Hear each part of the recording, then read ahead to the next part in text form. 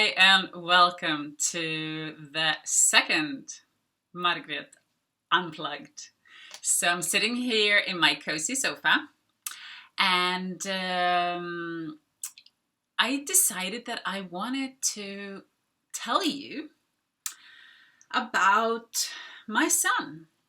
So I have a brilliant, almost 16-year-old son. You usually call him Mr. T. Now he is the king of this family, I would say. Now where should I start?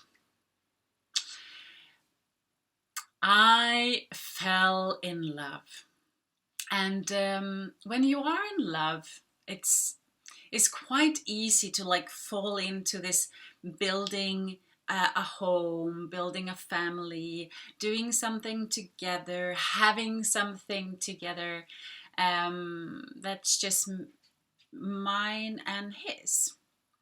And so we decided that, well, actually, we didn't decide it. I accidentally got pregnant, and I had the misfortune of losing the baby after about, I think it was like exactly 3 months and a week or something. So it was quite unpleasant experience. I know a lot of you guys out there have been through this. This is not something that you talk about too much, which is a shame, I think, because it's really, it's really losing a child. So we decided that we would actually, try again, because we were so, our mindset was like totally on this baby, and we got pregnant directly again. So now I became big, and I'm not talking about like, normal pregnancy big. No, no, no, no, no, no, no. I was huge. I was like, so wide and so big that no words, okay? So the stomach was so huge.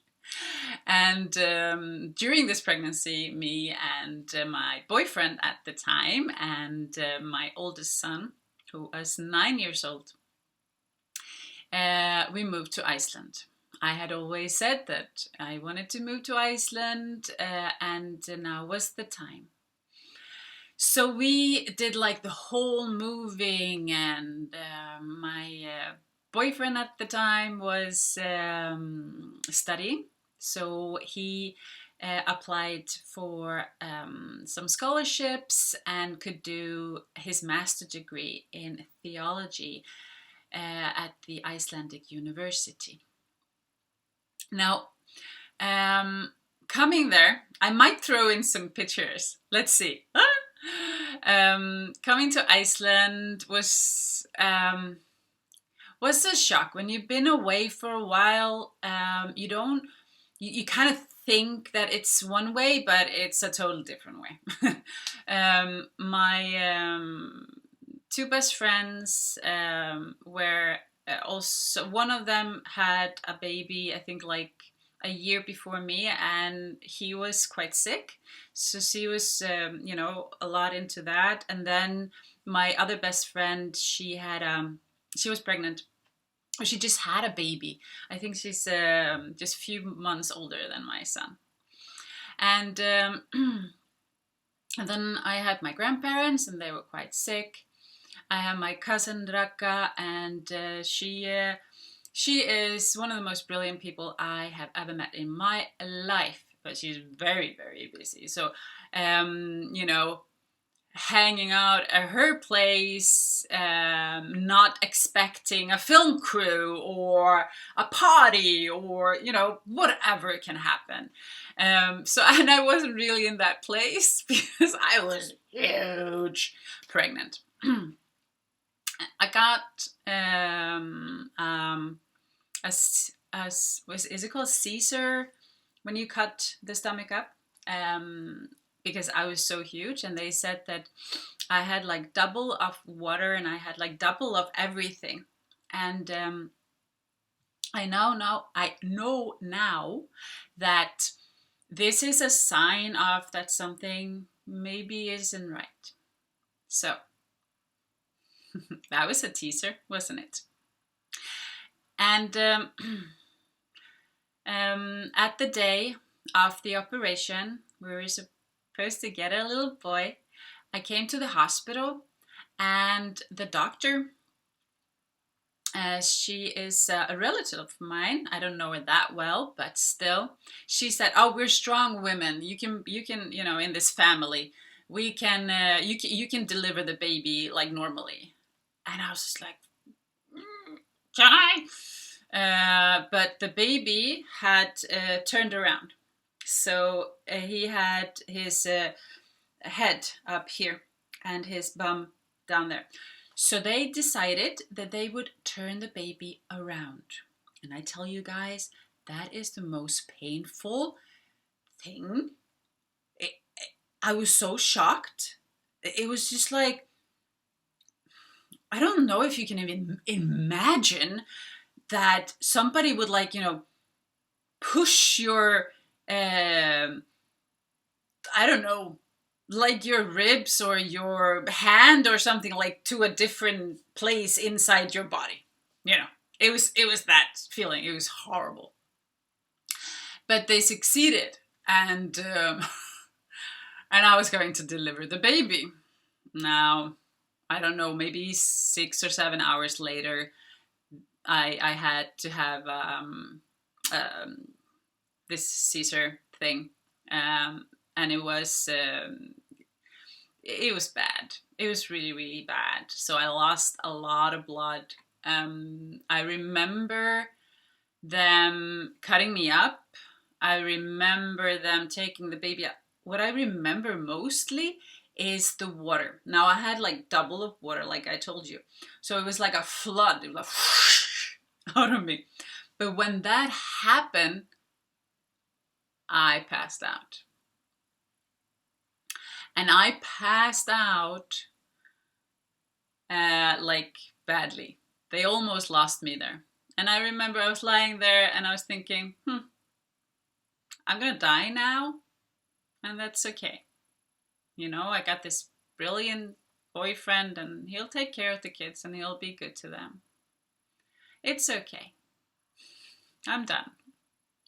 So they almost lost me there, so it was quite a panic. But they didn't. I'm still here now, aren't I? And anyhow, 2 days later, I think, I got a blood transition, a new blood, because I lost so much blood, and I wasn't like getting it back. So that took 2-3 days. But then when that was in order, they realized that something was wrong with the kid. I had a baby boy. I kind of figured that out, right? He looked like a little sausage, and I think I will put a photo here. And even though they actually did almost lose me twice in all of this process, but then they took him away. Now, that I wasn't fine with, right? I couldn't walk. I was really sick. So they were like, my boyfriend and my son, that was 9 years old at the time, they were pushing a wheelchair between rooms at the hospital, because my Mr. T went into the intensive care for newborns. Now, most of the newborns there, they were like this small. They were so small, because they had been born early. Most of the kids were that was the reason why they were there. But my son, his heart wasn't pumping, so we didn't know. They didn't know why. It was just, or sometimes it was the heart. Sometimes they thought it was the heart, and sometimes they thought it was the lungs. And they really didn't know what was wrong with him, but he was not like breathing properly, and he was like almost dying all the time, and he needed like help with everything. And he was huge. He was like 5.5 kilo. Okay. So he was like this monster baby compared to all the others. Now in Iceland, they want you to go home and sleep and rest. This is really, really hard when you just become a parent and you're very vulnerable and your kid is dying all the time almost. And to leave was that was probably the hardest thing I've ever done in my life, I think, to leave.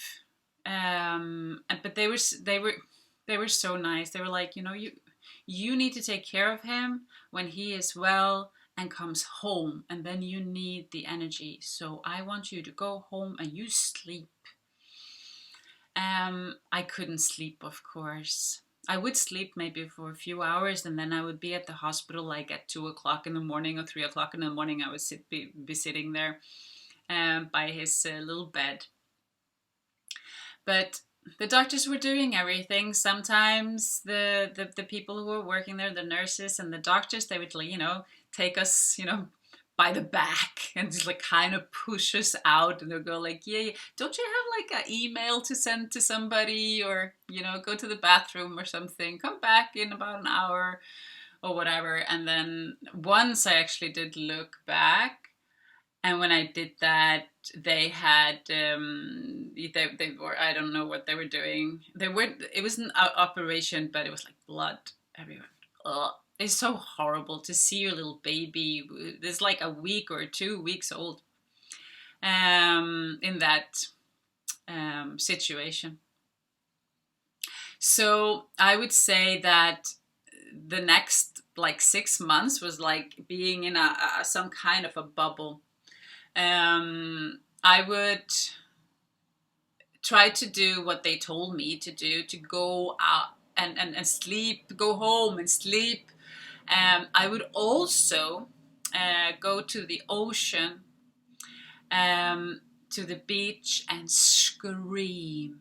I would just scream and scream because there's so much pain of having a sick child. You don't know if your child is going to survive, if he's going to be okay, what kind of a life will he have, and there's so much questions and anxiety around this. But being in this bubble meant a lot for like everybody in the family. And what kind of spiced it up was that my 9-year-old, he was in school, of course, and he was supposed to do that every day, but no, that didn't happen, right? Because there was a strike. So the teachers had a strike for 3 months. So he was like at the hospital with us a lot, like every day. And then he would have his, it was like a play, I don't know what, play area with a teacher actually. And this was for kids who were there for long-term, if they were long-term sick, or for their siblings. So it was actually perfect. And he really worked through kind of the trauma of, thinking that he would get a baby brother, and then the baby brother was very, very sick. So he would like do everything like I did, or his dad did, with a little. It was a Disney figure bear from Beers, I think it's called Brother Beer. So he had Koda under his arms all the time and took care of him. And I think he, worked through his emotions by doing this. He was taking care of him, Koda. We got Mr. T home once in a while, maybe for like 2 or 3 days. He was not able to, I could not breastfeed him because he couldn't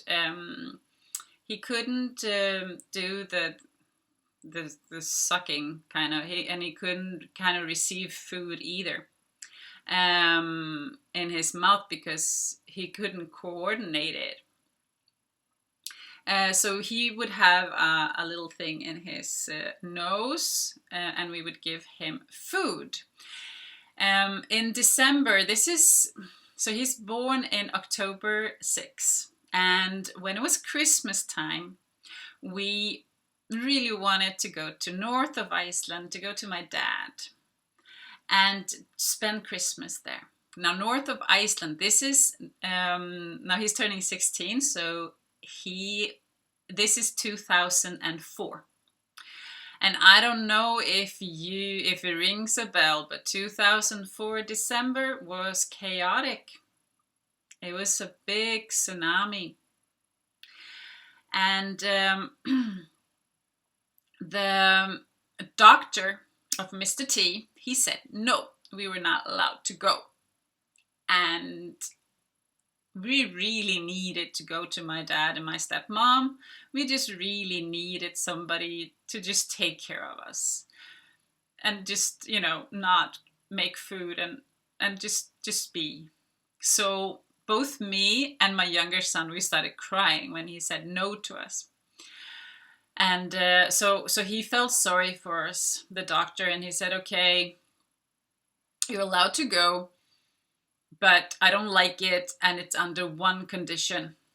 And that is that you call me every day at 10 o'clock in the morning and tell me how things are going, even on Christmas Eve and Christmas Day and all that. But you have to call me every day. So I did. And the thing is that he was right. Not of his heart condition. They still didn't know it was the lungs or if it was his heart. But not because of the breathing, but because of actually what we kind of figured out was the food that we were putting in to his nose, through his nose, to his stomach. The hospital figured out that he was allergic to milk. So we had like soya milk. And apparently Mr. T was allergic to soya. So we were kind of giving him poison. Now that little boy, that little baby that was like 5.5 kilos when he was born and looked like a big sausage, he was just like, he looked so horrible. And it was just like seeing him dying. He was like dying in my arms, and I was giving him water. And the only thing that he was allowed to eat, get into his stomach, body, was not the food that I was giving him. It was water and then something called Nutramigen. And Nutramigen is powder that has no milk in it, has no soya in it, has like nothing in it. It smells and tastes disgusting.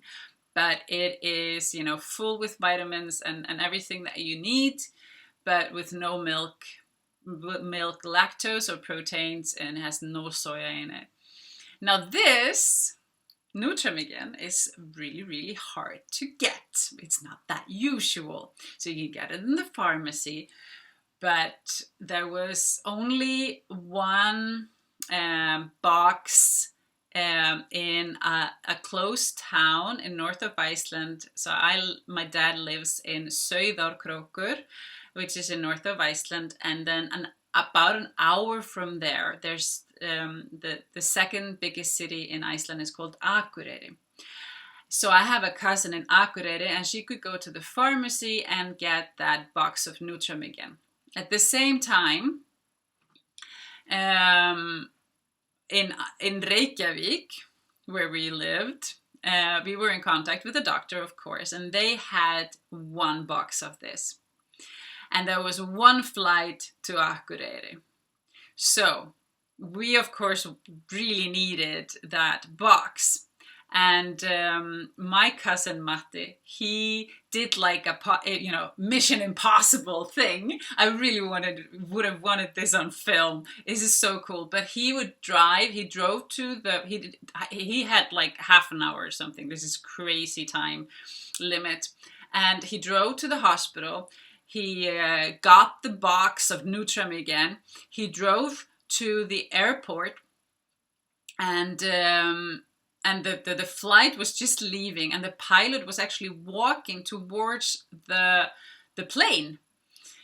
And Matti, my cousin, he ran like crazy after this pilot, asking him, please, please, please, can you take this box of Nutram again? It's for a kid that really needs it. And the pilot said, no. But he was, of course, very desperate and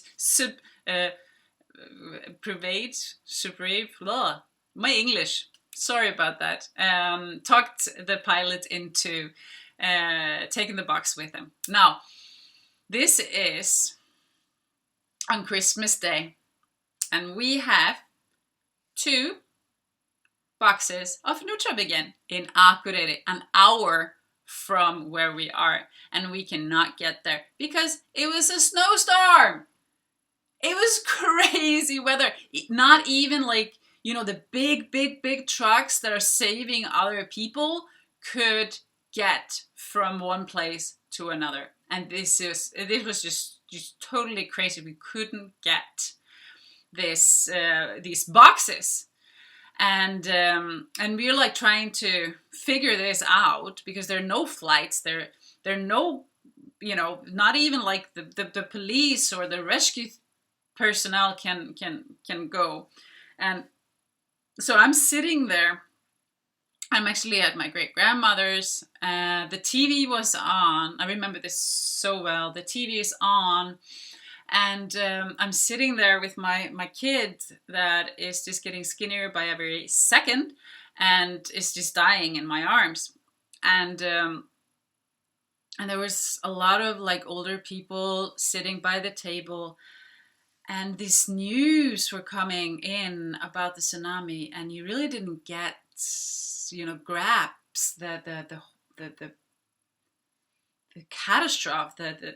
It was just so big that you couldn't even, I remember I couldn't even, God, it wouldn't even come in, in my head somehow.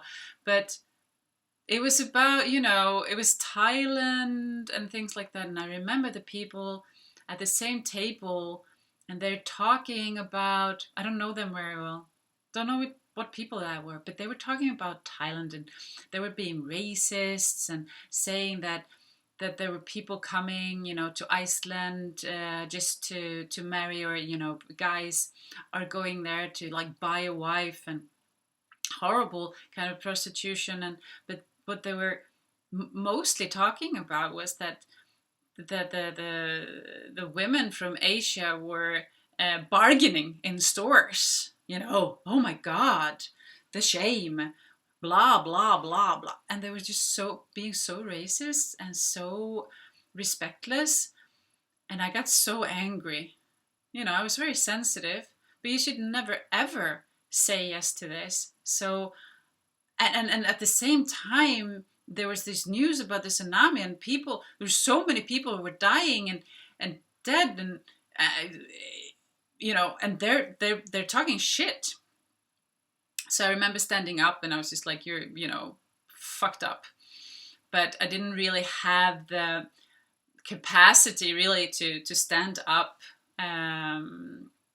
for these people, which is a shame, but I didn't at the time. We did get the Nutram again, I think the next day, and saved his life. And he was supposed to get like a food thing on his stomach, But just before the operation, he got the RS virus, which I don't remember what it stands for. The RS virus is very dangerous for kids, and so he was rushed to the hospital again. But the medicine that you get, a part of it is steroids, and that actually made him hungry. And so I was trying to give him, like, with a spoon, just a little bit, just to make his mouth like used to the food and used to something around his mouth and things like that. And they wanted me to do this before the operation, just to see, like, you know, the last resort, whatever, la la la, before you do the operation with the stomach. And suddenly he was like grasping for the spoon and for the food, because he was on steroids and he got really, really hungry. So that was actually a good thing, a positive thing. Then the RS virus is a really bad thing. But 6 months passed until we could actually kind of say that, you know, we didn't have to go to the hospital in a rush every other day. And we decided in all that to move back to Sweden. Mostly because I have my sisters here, my boyfriend, and my mom. I have my mom. And my boyfriend has his whole family here in Sweden. So we moved back to Sweden. And got some indications that he was not as developed as he was supposed to be. Now, that could be explained because he's been in a hospital for like 6 months. But my mom and I, we kind of figured that he didn't hear anything. I mean, we put him on a chair, and then we were like behind him doing this. And he didn't react. So I was thinking, maybe he's just deaf. You know, maybe there's nothing else. So we took him to the doctor, and yes, correctly, my son was deaf, but he wasn't like deaf. He had a chronic ear infection in both ears. And when you have a chronic ear infection, you don't feel pain. Like, ear infection really, really hurts, right? But you don't feel pain when you have a chronic ear infection. So he had an operation, and he put some tiny little things in your ears. He had to do that until he was like, I think 7, maybe 6 or 7. And he was like a totally different kid. They said that his behavior is still not normal. So we got in contact with an institution here in Sweden called Habiliteringen, and this is for both kids and grown-ups who have neuropsychiatrical disabilities. So what they figured, in the end, Mr. T was about 3 years old, that he has a brain damage. And he has autism. He's like in the middle, if you have a scale. And then he has a development disorder. Now, he has epilepsy as well. And he gets his epilepsy attacks when he's asleep, maybe about 100 every night.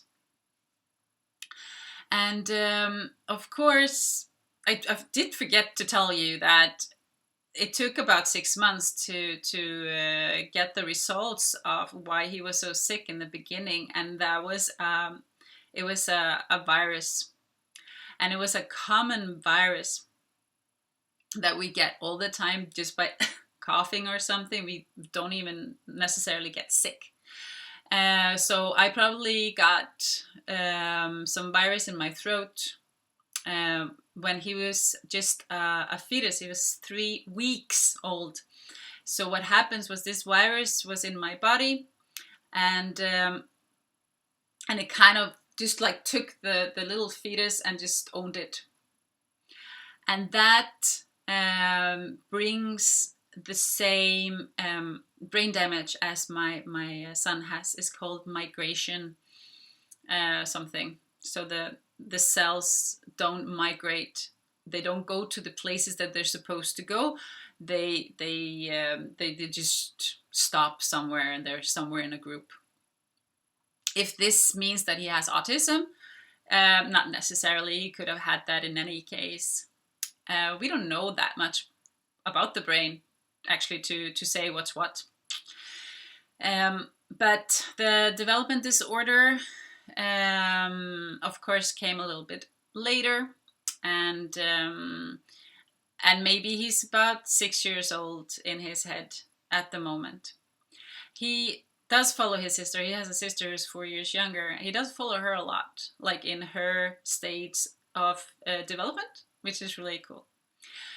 Another story. But we came to Sweden, and we got this whole thing. And he's about 3 years old, 3.5 years old, when we kind of knew everything. Now, I'll have to remind you, that's 3 years of not knowing, 3 years of being uncertain. Why is he acting normal? Is it not? Is it blah, blah, blah, blah, blah? And that uncertainty is shit. And for those at least 2 years, both me and my boyfriend got the looks from people, in the store, because our son was not behaving correctly, right? He would lay down on the floor and scream. He would be loud. He would cry or just scream right out, ah, ah, like that. And you know what? People do not take that lightly. They're in the store. They are doing their shopping. They want to have peace and quiet. Now, please raise your son properly. That look. Okay? Some people will say something. I don't know how many times I've gotten comments like, raise your son, or, he should behave. And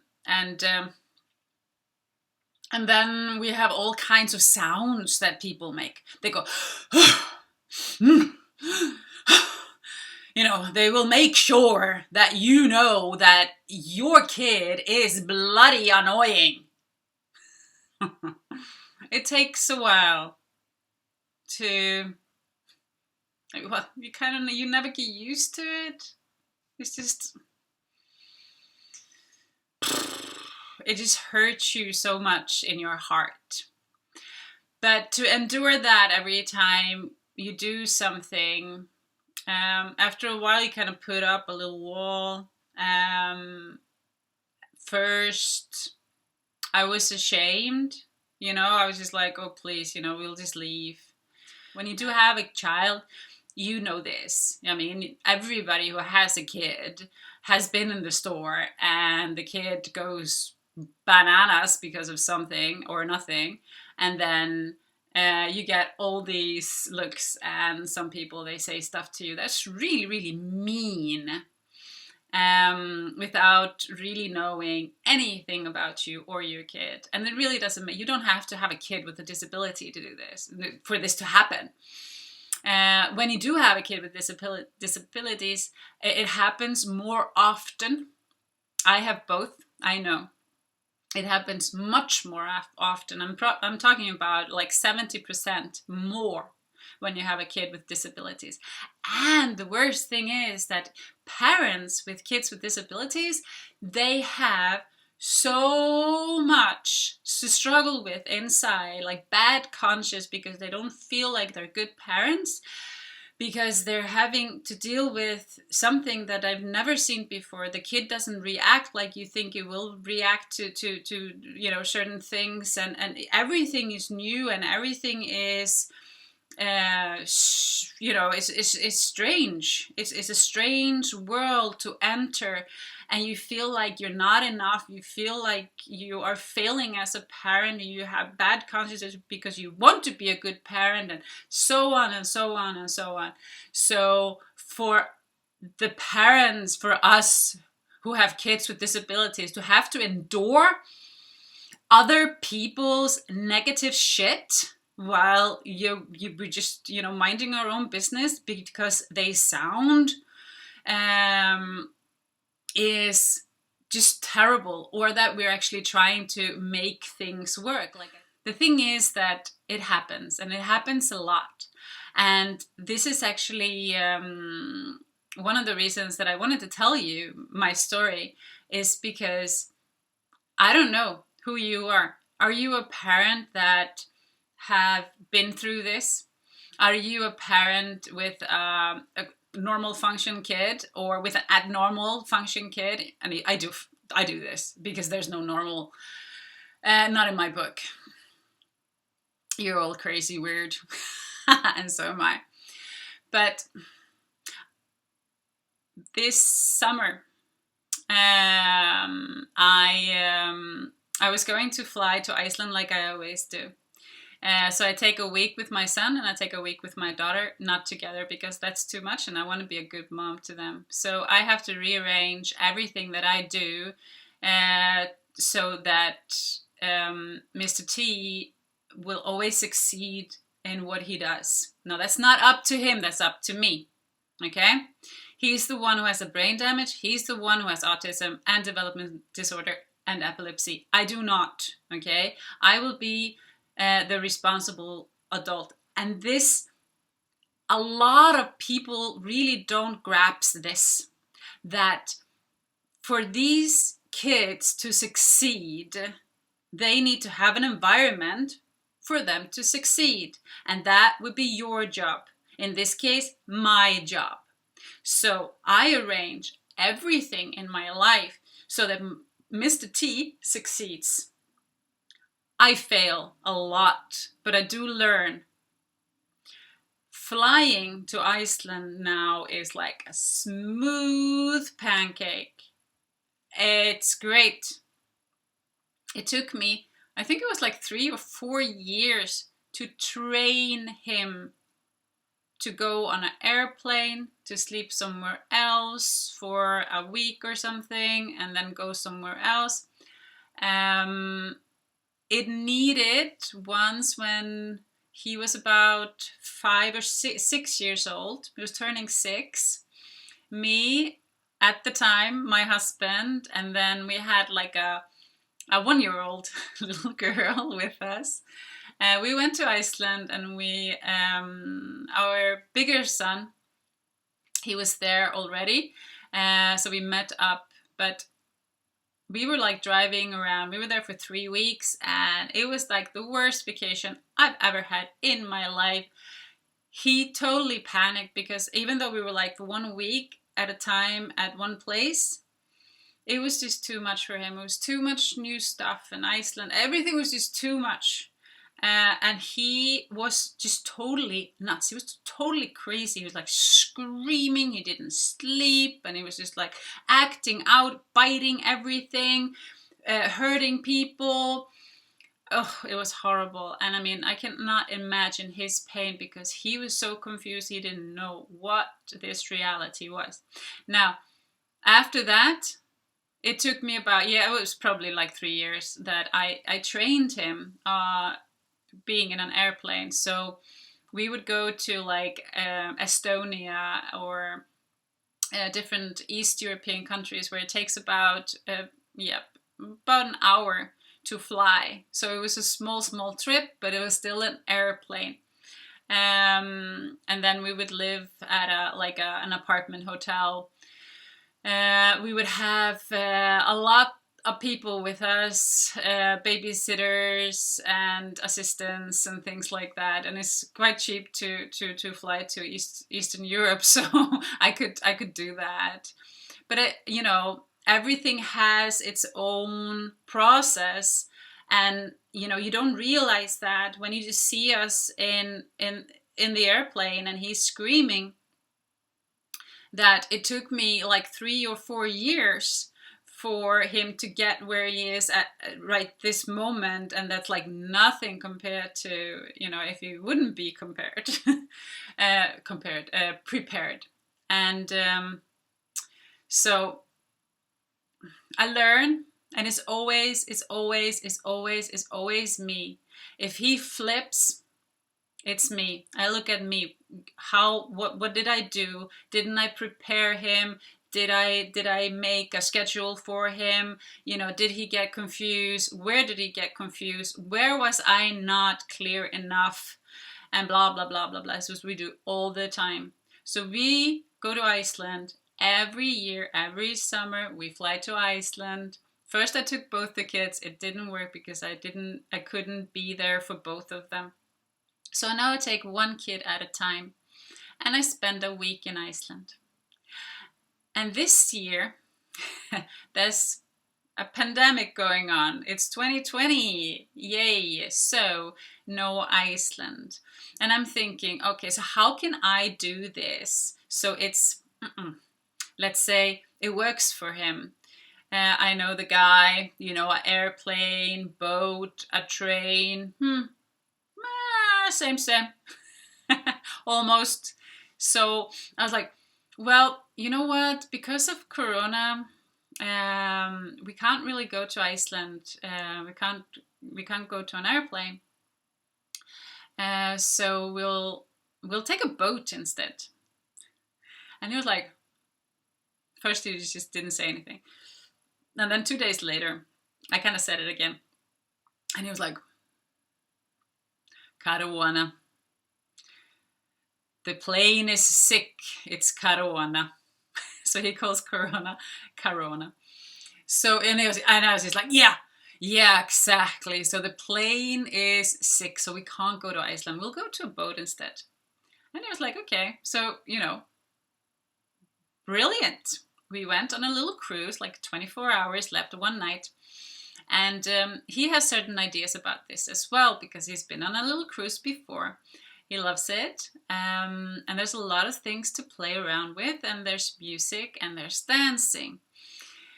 Now, a lot of these stuff were not active on this cruise because of COVID-19. And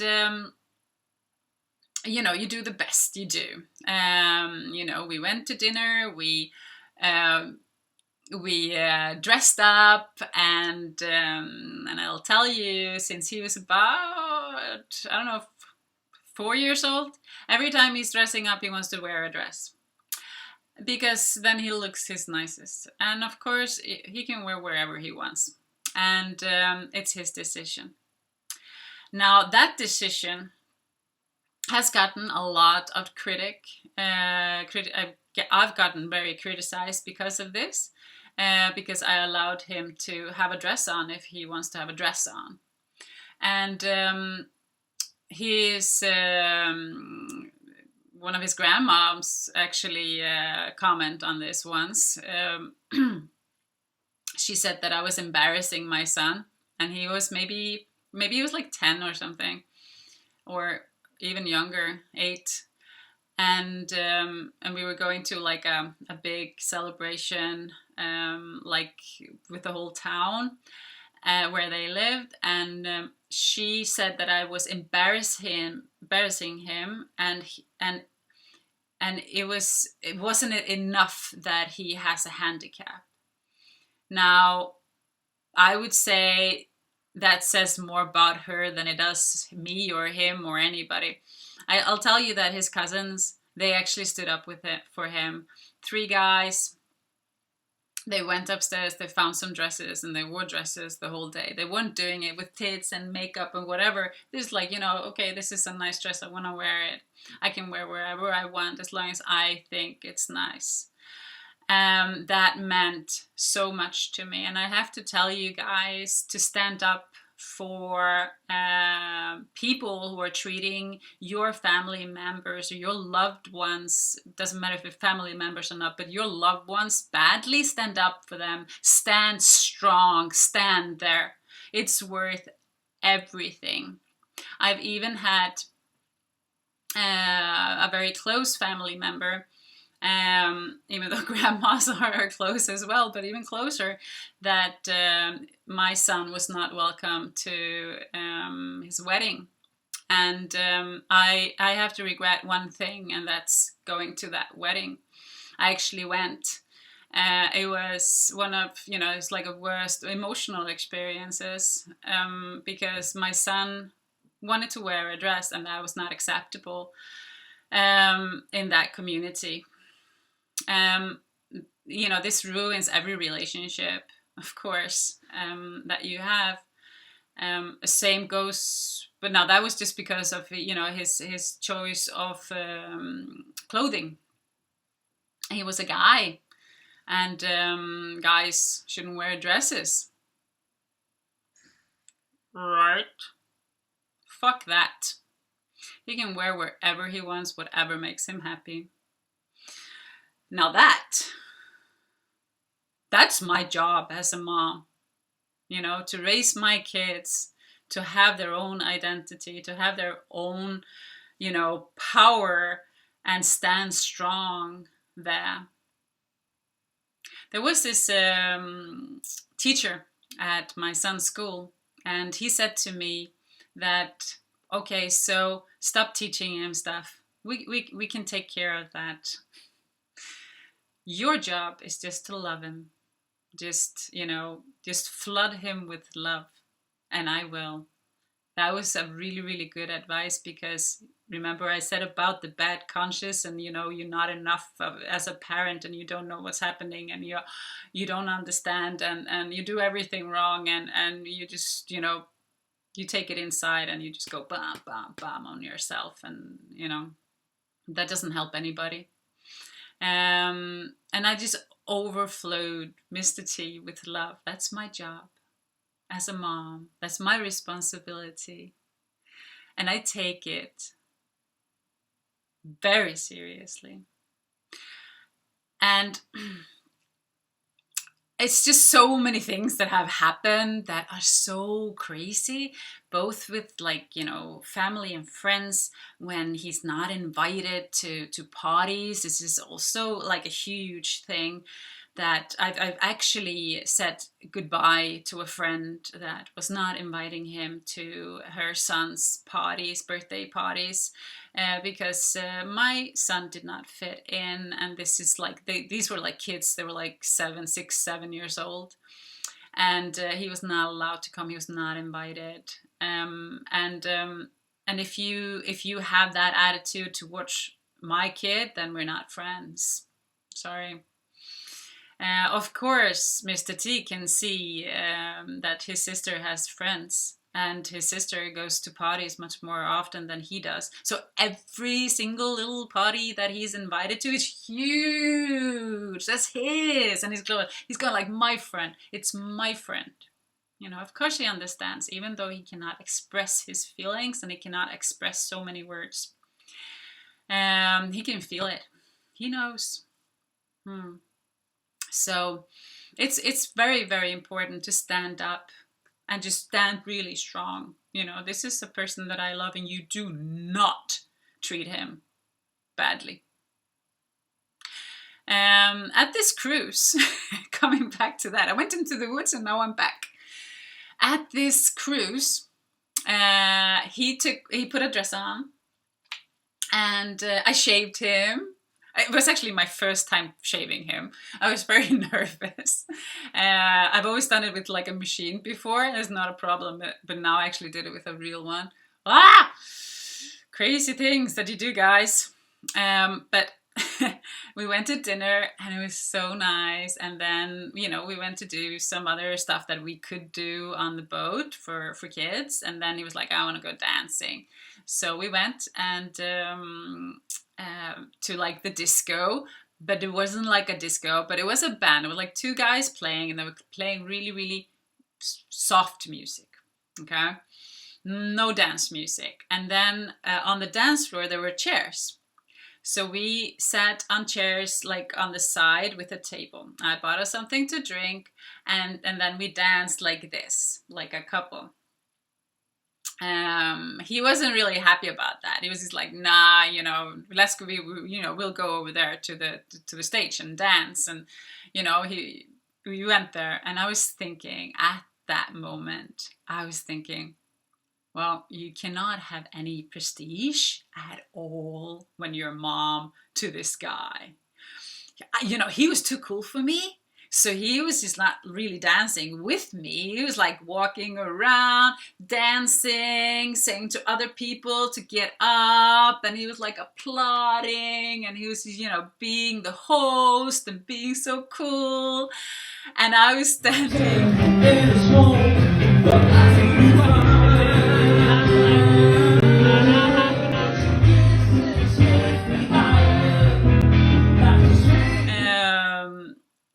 And every time he would look at me, I would go like, yeah, and I know my kid, even though he doesn't look at me, he knows what I'm doing. So, I was dancing like this, just like kind of moving around.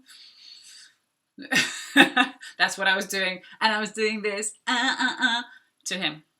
Okay, so we did some songs. There are a lot of people, not that many people, but a lot of people are sitting there. And then we sat down and enjoying our drinks, I thought. And this older lady, in her 70s, I suppose, came up to me and she said, "Are you his mom?" And I said, "Yes." I thought she was going to say something nice. She didn't. She kind of puked all over me. "You're such a bad mom. You are so disgusting person. I feel so sorry for him for having you as his mom. You just want to show off. You are so disgust me. You disgust me." And I was so shocked. And when you're in this situation, if it's in a store, on a boat, anytime it actually happens, even you never get used to it. You never get used to it. and the first, the automatic reaction that you get is kind of, I would love to control it. I would have, put up my phone and just filmed her. "I'm filming you," or something, but I didn't. My first instinct was like, he cannot hear what she's saying. So I stood up and I turned my back at her, and I just did the ignore thing, and just like, you should be quiet and leave. Now you should be quiet and leave. And then I walked backwards like this. "You should be quiet and leave," like that. And she just kept on going and going and going and going about what a bad mom I was. And I was just showing off. He didn't want to go up there. It was me. I wanted to show off my moves and stuff. I don't know what she said, a crazy person. But she eventually, of course she left. I mean, she couldn't do anything else because I was like backing her out. And he didn't hear what she said, which I'm really glad. And then I sat down and I had a little drink, like this. And the people who were on the table next to me, the woman, she just came right at me and she said, "I don't give a flying fuck about Corona. You need a hug." And then she just hugged me and she said, you do not have to hold that face." And then I started crying because I couldn't hold it. And this is what you want to do every time somebody attacks your kid, because it happens a lot. At the same time, you can't go crying around like that all the time. There was a lot of people who came up to me and just patted me on the shoulder and said, "You're such a great mom." I actually reported this woman. And they have cameras everywhere. So they found her and they blocked her from that cruising ship. And my son will talk about this, forever. And he's like, "Yeah, so the lady, She screamed, and I'm like, yeah, she did. And now, the police came, and I'm like, yeah, the police came. And you were crying. I'm like, yeah, I was crying. You were crying, and I'm like, yeah, I was crying. I couldn't stop crying. Ugh, hate when that happens. And this kind of wanted me to do this video because I'm not alone in this. It wasn't because of this stupid woman, bitch. It was the woman on the table next to me. Her name is Cecilia. We became Facebook friends. And her actions just meant so much. Because it's so often that we don't stand strong for each other, for empathy and sympathy and love. We look the other way. And I don't know if it triggered this bitch woman to that my son was wearing a dress like it did with his grandma. I mean, a lot of people in born in certain centuries they do get triggered by this, and but that's her. Everything that she said more about her than it does me. And if I would have had the slightest doubt about me being a good mom to my son, I would still be agonizing about this. I didn't agonize about this at all. I know I'm a good mom, but I also done the work, right? I'm a coach. I should have. Wouldn't be such a good coach if I hadn't. But we as parents, we get into this, we get like thrown into these, other people's opinions and how they see what's happening. And they have no clue. They have no clue what you've gone through. They have no clue, who you are, what you've been doing, and what's going on with the kids.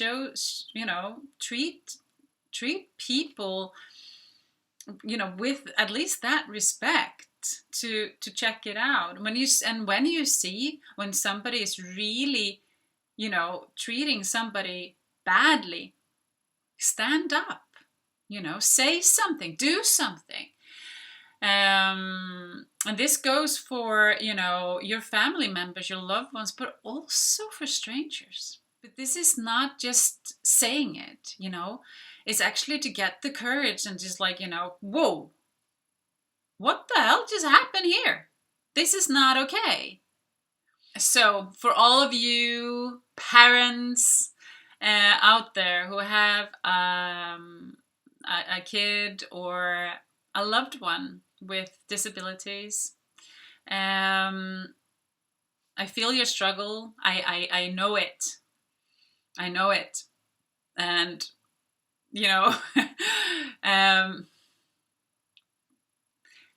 there is a way. There is definitely a way to kind of, be totally connected, but to be able to distance yourself from other people's disrespectful behavior.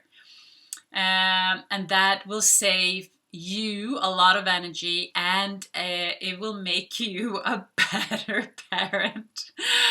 In your heart, if you have, things in balance, that you can handle everything much, much better for yourself and for your loved ones and people around you. And with that, I'm gonna stop talking and to say that, you know what, I know that you got this. Until next time, thank you guys for tuning in.